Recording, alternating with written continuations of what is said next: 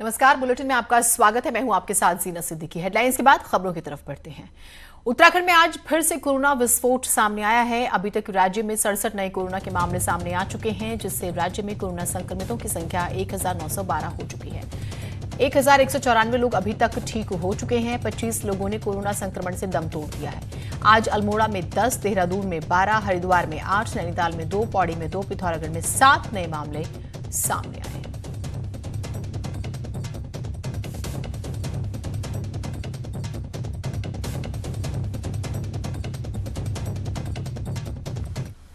उधर मंत्री सतपाल महाराज के माली की देहरादून में मौत हो गई है। सतपाल के माली भी कोरोना पॉजिटिव पाए गए थे और 10 जून को इलाज के बाद घर लौटे थे। मंत्री सतपाल महाराज के संक्रमित निकले 22 लोगों में से माली भी शामिल थे और अस्पताल से डिस्चार्ज होने के बाद नेहरू ग्राम स्थित मंत्री की नर्सरी में वो रहा करते थे। 70 साल के माली की अचानक मौत हो गई। हालांकि स्वास्थ्य विभाग ने दावा किया है कि माली की मौत सामान्य हुई है, लेकिन इस मौत पर सवाल खड़े होते। क्या राज्य में कोरोना का इलाज ठीक ढंग से नहीं किया जा रहा है या फिर मंत्री के माली को उस तरह का इलाज नहीं दिया गया जैसा इलाज मंत्री जी को मिला?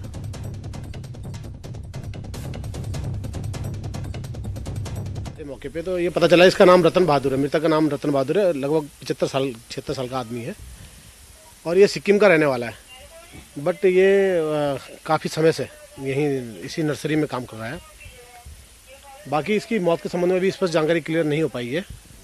ये नर्सरी अभी हाल फिलहाल तो ये सुनने में आया कि ये सतपाल महाराज साहब की है।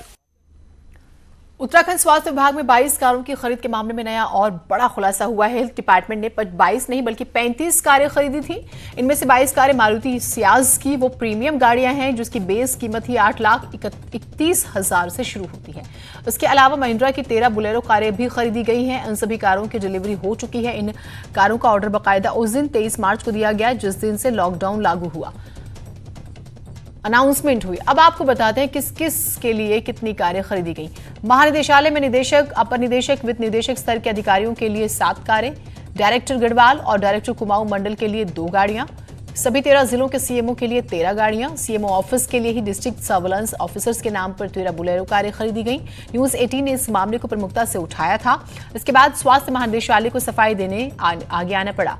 डीजी हेल्थ अमृता उप्रेती का कहना है कि उनके सीएमओ पिछले 20 सालों से पुराने वाहनों में काम कर रहे हैं और इसी वजह से उन्हें दिक्कतें हो रही थी और नई गाड़ियां खरीदी गई। हालांकि ये भी कहा गया कि हो सकता है कि ये पुराना ऑर्डर रहा हो जिसकी डिलीवरी अब आई हो, लेकिन अब ये खुलासा हो गया है कि जब कोरोना काल आ गया, पैसों की दिक्कतें भी समझ में आ गई, उसके बाद ये ऑर्डर दिए गए।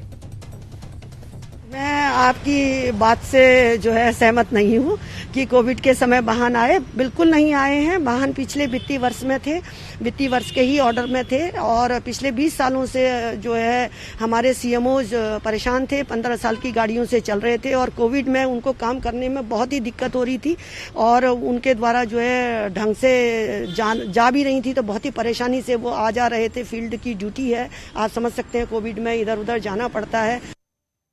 सूबे में कोरोना की जांच का दायरा बढ़ाने के लिए खरीदी गई ट्रूनेट मशीनें सवालों के घेरे में हैं। असल में बीते रोज पिथौरागढ़ में एक व्यक्ति की मौत हुई थी जिसकी कोरोना जांच रिपोर्ट ट्रूनेट से पॉजिटिव आई थी।